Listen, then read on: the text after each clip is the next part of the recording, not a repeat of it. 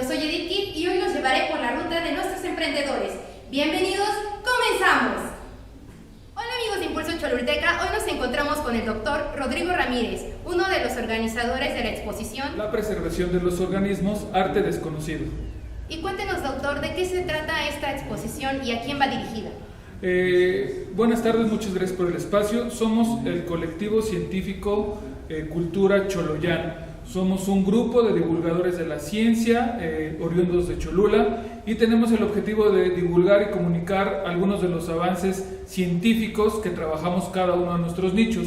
Ahora nos encontramos en el Museo Casa Caballero Águila en San Pedro Cholula, y durante 15 días tendremos la exposición de algunos objetos de arte preservados a través de la técnica de la taxidermia y algunos otros objetos y animales preservados de diferentes técnicas biológicas. Ok, doctor, ¿y el colectivo de qué se conforma? Somos ciudadanos, la mayoría biólogos, físicos, químicos y algunos cientistas sociales, como te comentaba, ciudadanos de San Pedro Cholula, con la intención de divulgar la ciencia. Nuestro trabajo es para niños, jóvenes y adultos que quieran acercarse a temas de la ciencia y a temas de la tecnología.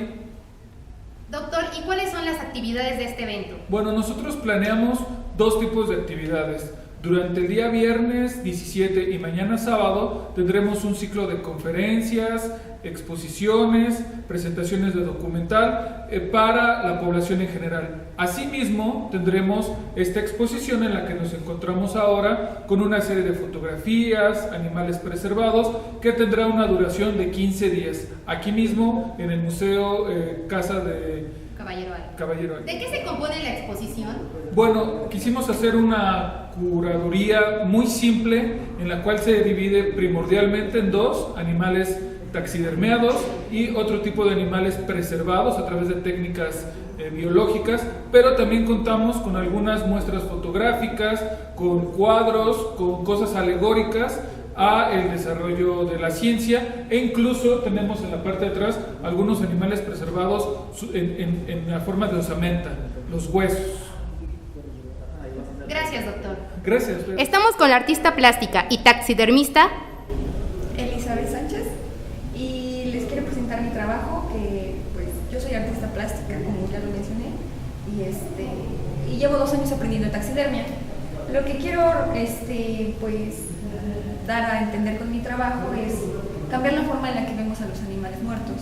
Generalmente los vemos con asco, con desprecio, y la taxidermia, a pesar de que ha contribuido a la preservación de organismos, ha ayudado a la divulgación científica e incluso a la museología, porque ha preservado animales que ya están extintos desde hace años. Hay un tabú muy grande porque pues generalmente involucra cosas de cacería o generalmente son solo trofeos, ¿no? Lo que yo quiero es pues mezclar mi arte con la taxidermia y aparte mezclar pasiones de mi vida, que son pues el terror y la muerte. Entonces, como ves, todas mis piezas están pues involucra un poco de arte, porque no es una taxidermia normal, no es un animal que pueda pues existir en la naturaleza, y básicamente es eso. ¿Cuánto tiempo tarda en realizar una pieza?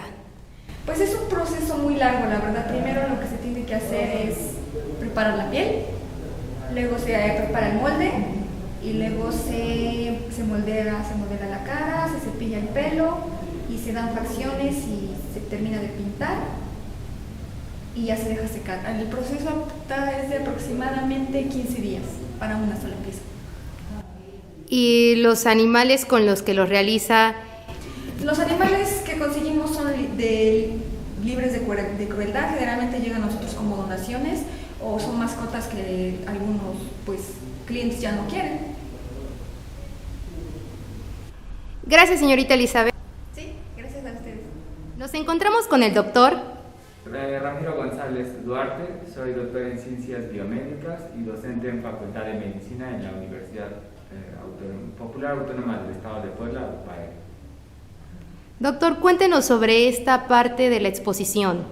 Sí, esta intención de mi parte de traer este tipo de imágenes es para dar a conocer a la población que diversos microbios pueden afectar nuestra salud, como dejó creo que muy claro la pandemia. De hecho, una de las imágenes incluye una imagen de microscopía electrónica del virus SARS-CoV-2. Aquí la gente puede ver, por ejemplo, por qué se le llama coronavirus, y pueden ver la estructura esta que tiene a su alrededor de color azul. Es lo que sería como su corona del virus, que son las proteínas que usa para infectar nuestras células. Entonces todas estas imágenes son de microscopía electrónica que fui seleccionando de bases de datos internacionales, laboratorios en Estados Unidos y en Europa, que tienen equipos muy avanzados con los cuales pueden mostrarnos microbios que son seres vivos microscópicos que no podemos ver a simple vista, pero con esos instrumentos ellos pueden verlos en un gran detalle. Entonces, por ejemplo, hay algunos que son parásitos, como esta la tenia, la famosa solitaria, que puede ingerir al ser humano por el consumo de carne infectada de cerdo, por ejemplo. Esto solo es el detalle de su cabeza. Si nosotros viéramos la cabeza de una solitaria del tamaño de un alfiler, es chiquitita, pero aquí está magnificada y podemos ver estos como ganchos que utiliza para anclarse al intestino humano y con estas ventosas alimentarse de sangre. Muchas personas pueden tener ese parásito y no provoca síntomas, entonces la gente no sabe que tiene algo. El gusano completo es como de 6 metros que vive en el intestino. Entonces requiere un tratamiento médico antiparasitario y con eso se puede eliminar. Entonces el desparasitarse es una medida una vez al año importante como higiene y para evitar tener parásitos. Y otras, por ejemplo, esta es una célula de nuestro sistema inmunológico, se llama célula natural killer. Es de las primeras que actúa cuando nos ataca un patógeno, por ejemplo una bacteria como esta. Entonces se llama célula NK, natural killer. Este es un macrófago. El macrófago se come bichos, que pueden ser también bacterias o algunos otros, cuando tenemos una enfermedad. Son células que nos protegen esto. Esto también es un linfocito que libera anticuerpos. Por ejemplo, cuando nos vacunan, estas células se encargan de liberar los anticuerpos que van a neutralizar a los virus. Igual este es un hongo, parece como una flor, pero esto es un hongo microscópico que puede crecer, por ejemplo, en una tortilla, en un pan, cuando lo dejamos ahí abandonado y le sale como un algodoncito gris o azulado. Es este tipo de hongo. Esta es una bacteria, Salmonella typhimurium, que está infectando unas células intestinales. Cuando comemos comida contaminada o, por ejemplo, huevos o algún alimento que viene infectado, estas bacterias nos pueden provocar cuadros de diarrea, malestar general. Esta, por ejemplo, es otra bacteria causante de la tuberculosis, una bacteria muy peligrosa, y esta es un protozoario que puede provocar también cuadros de gastroenteritis, diarrea, y que también se puede eliminar con un tratamiento antiparasitario. Y esta es una levadura, es un hongo que puede habitar en nuestra cavidad oral, intestino. No es peligroso en sí mismo, salvo que la persona tenga alguna debilidad de su sistema inmune, entonces sí puede provocarle una candidiasis. Se llama cándida este hongo, pero es algo común que lo tengamos en diferentes personas. Entonces es un poco el panorama de que la gente vea que esos microbios o los virus existen, podemos ver cómo son y hasta cierto punto tienen una belleza, que bueno, es parte también de transmitir, que la gente los conozca, que sepa que existen y que también por eso, como no los vemos, debemos protegernos, ya sea con buena higiene o, en el caso de virus que se transmiten por el aire, el uso de los cubrebocas pues ha sido una medida que sigue siendo importante, además de la vacunación. Entonces, bueno, es un poco la idea de visibilizar este mundo de microbios. Gracias, doctor, por su información. De nada, con mucho gusto. Nos encontramos con el doctor Ricardo Enrique Caicedo Rivas. Lo que nos pasó en el 2017, ¿cierto? Sí. La mitad de la colección se dañó porque se vino abajo. Los tenis se le derritieron porque nosotros utilizamos mucho monómero. Monómero principalmente para hacer esto, revelar la parte interna de los órganos. Esa es la técnica de corrosión. Una técnica muy sofisticada esa técnica. El problema de esa técnica es que es muy tóxica también, porque emite muchos gases. Entonces, a raíz de eso, como emite muchos gases, y lo digo con toda franqueza, yo tuve que suspender porque mis colegas de la universidad del piso se quejaron mucho y mis estudiantes no me dejarán mentir. Entonces suspendí todo lo que era corrosión. A la fecha tú vas a mi laboratorio y todavía tengo monómero. ¿Sí? Se está evaporando porque no lo puedo utilizar. Entonces es una técnica extremadamente sofisticada y se utiliza realmente para ver la estructura interna de un órgano, no solamente de un pulmón, sino de un riñón, de un hígado, y lo más interesante es de un corazón, por ejemplo, que lo quisimos hacer, pero creo que también se dañó en el temblor. Entonces, como tú verás, una serie de técnicas que nosotros realmente hemos hecho, por eso la exposición se llama arte desconocido, porque este es un arte realmente utilizando organismos vivos. Ahora dirán, bueno, profesor, usted mató un chorro de animales. Los estudiantes iban, ¿a dónde? A la clínica veterinaria. Y en la clínica veterinaria los animales ¿qué? Se mueren y lo congelan. Y muchos estudiantes compraron animales de allí, de diferentes clínicas veterinarias. Entonces, en base a como veían, si el animal no estaba en estado de putrefacción, lo que hacíamos es que lo procesábamos en las diferentes técnicas. Esta es una técnica de taxidermia, esta es una técnica de taxidermia, esta de taxidermia, este de inclusión con resina. Y la técnica más bonita que yo considero, entre comillas, es la técnica esta, la de diafanización o revelado óseo, donde solamente se le saca las vísceras a los animales, solamente. Y toda la musculatura del animal, por un proceso bioquímico que nosotros procedemos a realizar, el músculo se transforma, se cambia de coloración totalmente transparente.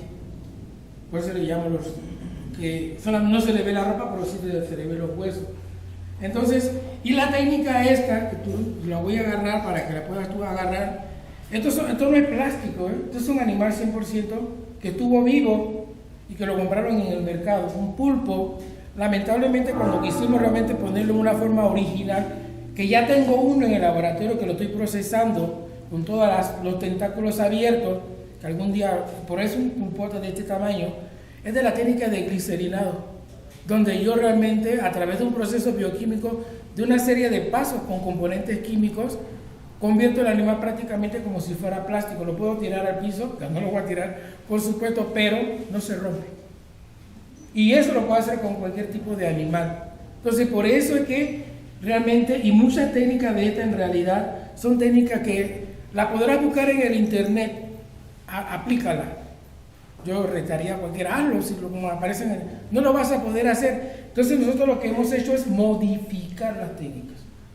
¿En base a qué? En base a lo que da los recursos que tiene la universidad. La universidad no tiene tantos recursos para hacer todo esto. Ya les mencioné, tengo muchos profesores que me odian por este tipo de actividades. ¿Por qué? Porque los olores del fenol, del silol, en fin, de una serie de componentes que a la larga hacen daño.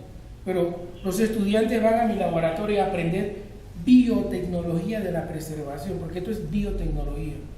Y nosotros lo que hemos hecho es modificar todas las tecnologías que existen en el internet o en los libros y las hemos modificado en realidad. Inclusive esto lo podemos hacer en humanos también.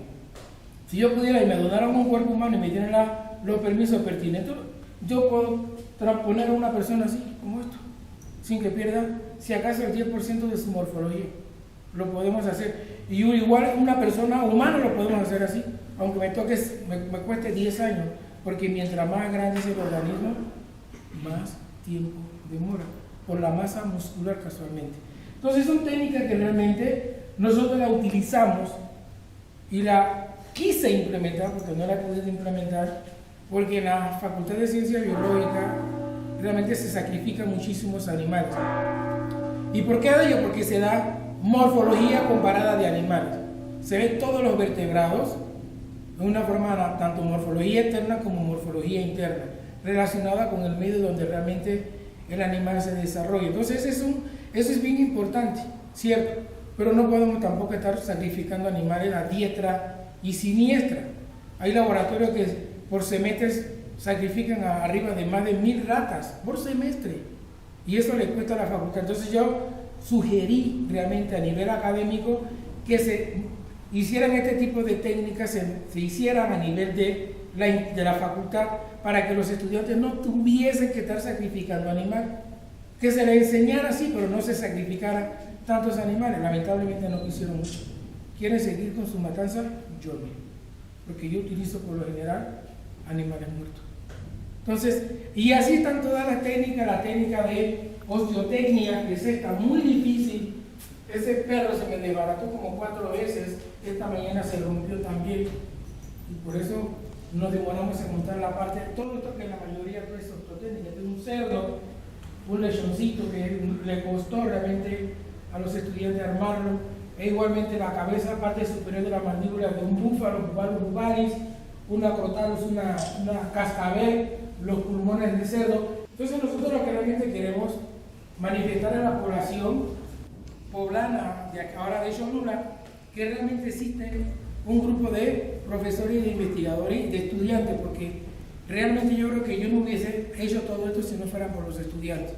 Los estudiantes les gusta hacer esto, ¿por qué? Porque aprenden, y además están aprendiendo biotecnología, y además el día que salgan de su facultad o de su carrera universitaria no tienen chamba, nosotros realmente lo apoyamos en ello para que ellos vayan al laboratorio y puedan realizar eso y venderlo si quieren. Yo hasta ese grado apoyo a los estudiantes, porque sé de la situación económica, y más por un estudiante que egresa de la universidad y por lo general no consigue trabajo luego. Entonces, esos son los tipos de actividades que nosotros realmente hacemos en la universidad, en pro y en beneficio del estudiante de la universidad, y ahora que la población de aquí de Cholula, de San Pedro y de otros lugares que vengan a ver realmente este arte que realmente se desconoce. Entonces, a eso es lo que realmente nos motivó en hacer este tipo de exposiciones, que realmente no es nada. Nosotros tenemos prácticamente como más de 50 frascos todavía con otro tipo de vertebrados y animales que están en cross-up, o sea, que están congelados para seguir siendo su procesamiento, pero por la pandemia de hace 2 años y medio atrás no hemos podido seguir procesando los animales. Y lógico, esto conlleva una gran cantidad de recursos económicos, porque no es solamente el frasquito que vale, lo conseguimos creo que en 20, 25 pesos cada uno, y que todos sean del mismo tamaño para que haya una armonía y se vea simétrico y llame más la atención, sino los reactivos. Los reactivos son extremadamente costosos. Inclusive íbamos a traer una masa del cerebro que se tiñe con la tinción de crisma, que es lo que también le estaba diciendo a medicina, que ustedes le hacemos el trabajo, usted le paga a la facultad y la facultad nos compra los reactivos, los estudiantes aprenden y podemos ver todos los tipos de neuronas que hay en el sistema nervioso central. Y son cosas realmente, es didáctico todo esto. Y didáctico, y además, inclusive puede ser hasta negocio porque se pueden vender. Lógico que el precio de un animal de esto, no crean que salen 100 pesos, sale muy caro.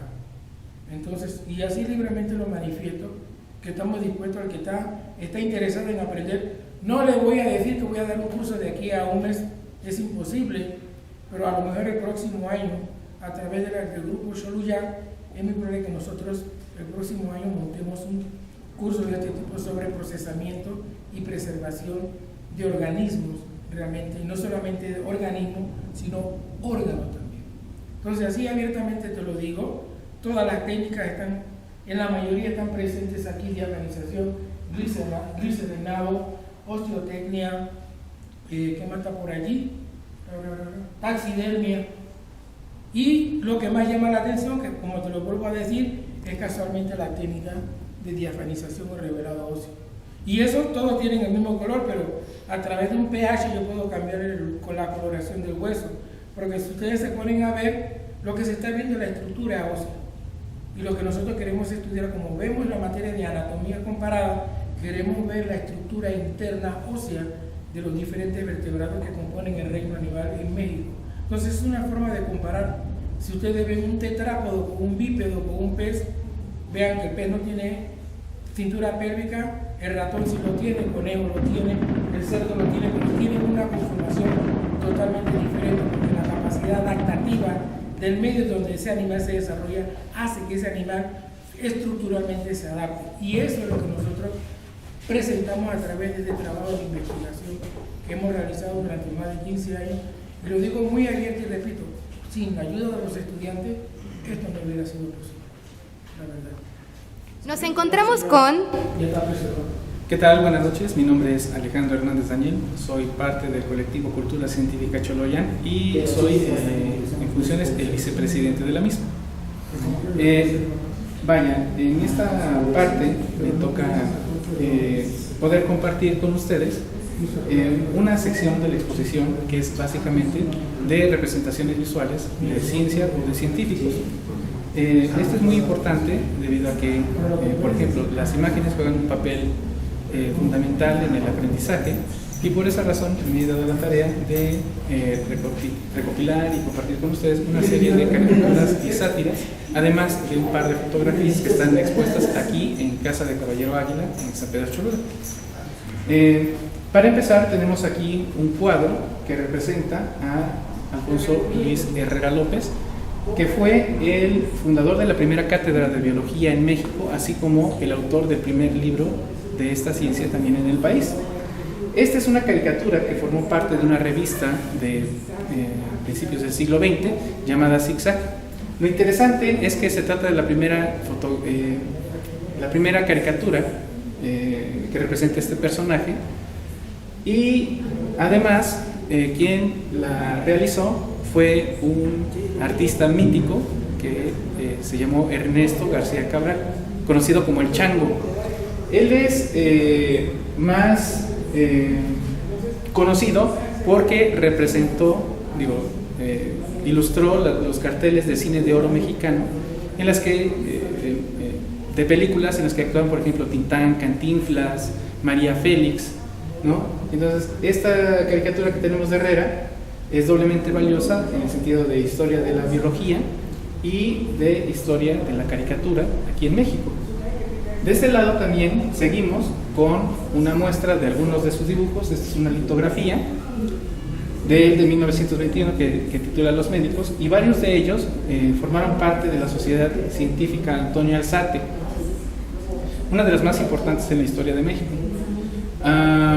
Varios de estos personajes fueron amigos del caricaturista y lo curioso es que esto es más bien una sátira precisamente hacia ellos, que nos compartió, por ejemplo, el hijo del caricaturista al ir a su casa, a invitarnos y a compartirnos parte de su archivo que tiene bajo resguardo de su padre. En esta otra parte de aquí tenemos dos que aparecieron en una legendaria revista también del siglo XX que se llama Revista de Revistas, y son dos físicos que salieron en la portada. Y lo interesante de acá es que ellos dos, en los que representa Cabral, uno es Einstein, un físico muy famoso, y otro que se llama Auguste Piccard, un suizo ingeniero y también dedicado a la física, y ambos formaron parte de una mítica fotografía que fue de la quinta conferencia Solvay en 1927, donde se reunieron bastantes personajes científicos importantes de aquel tiempo.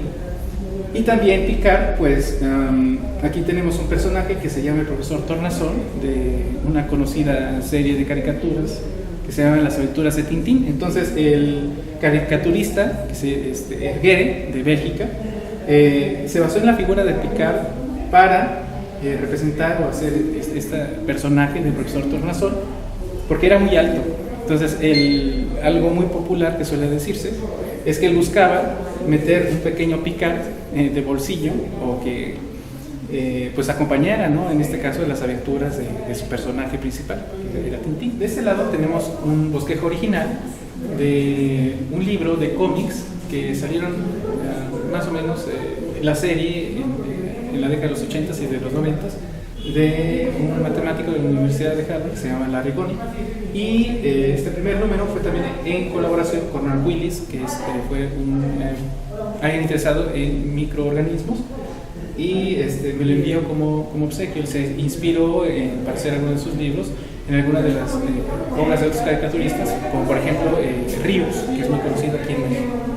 De este lado tenemos una caricatura que salió en el periódico del Universal en la década de en el año de 1935, pero cuando se arrojaron las bombas nucleares en Hiroshima y Nagasaki.